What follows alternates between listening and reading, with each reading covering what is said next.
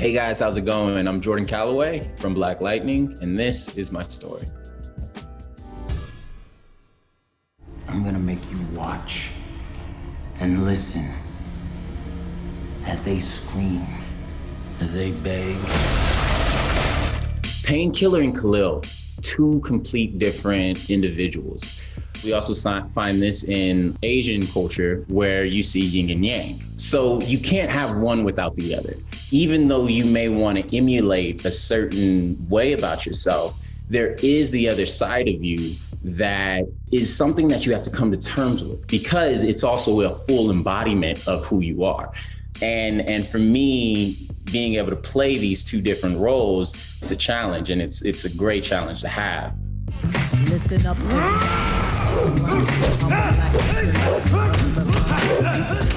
When Salim gave me the call, and he told me that he had pitched the idea to CW, and they gave us the green light to go ahead and do the spinoff. I was building a porch, a wraparound porch with one of my friends. That alone was a lesson in of itself, right? You learn a lot about yourself.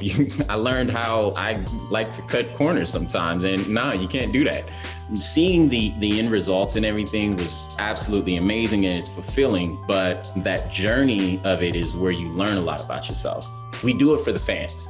Absolutely. Do it for the fans, especially the kids. Day in and day out, my crew is who I see. My crew is there who's before me. My crew is there after me. Everybody is putting their best foot forward. So instead of being nervous, it's more of a fire that's been lit underneath my ass to just get out there, leave it on the field, and just have a blast, have fun doing it.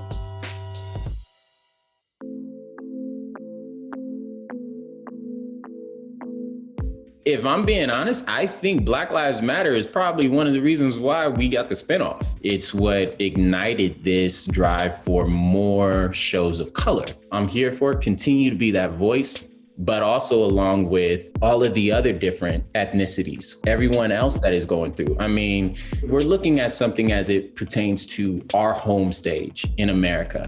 And I'm excited about Back to the Painkiller spinoff, with the whole world that Salim has created and how he wants to show different cultures. He also wants to show different ethnic backgrounds, also different colors of Black, not just that Black is all the same, but all of the different other aspects of what makes Black. So I'm not trying to give too much. If you can tell, I'm not trying to give too much away, but yeah, I'm excited. Oh man, I can't wait.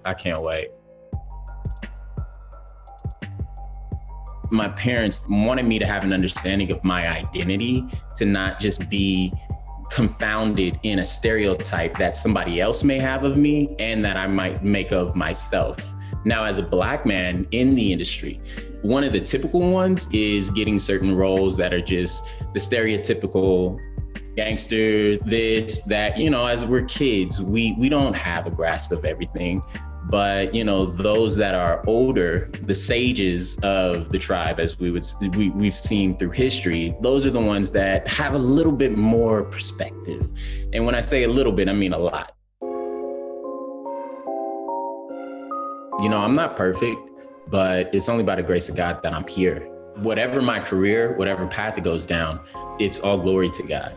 I'm just humbled by my fans. I know my ups, I know my downs. I know the people that, have been there with me, the ones that have left. But I want my legacy to be one of love, because all I want to do is emulate Jesus Christ. Out of everything that my parents have given me, they introduced me to what hope is. And I just want to have that carried out. I think what God is doing is he uses the vehicle of the body of work that I've done and will continue to do. But I always go back to John 3:30, and I just think of he must increase and I must decrease. At the end of the day, I just give people entertainment, but if I don't give them anything of substance, or if I don't point them to the source of what love is, then long before y'all know it, I'm gonna be gone. So I think, the legacy bodied up in one word or two words would be Jesus and love. That's what I want my legacy to be.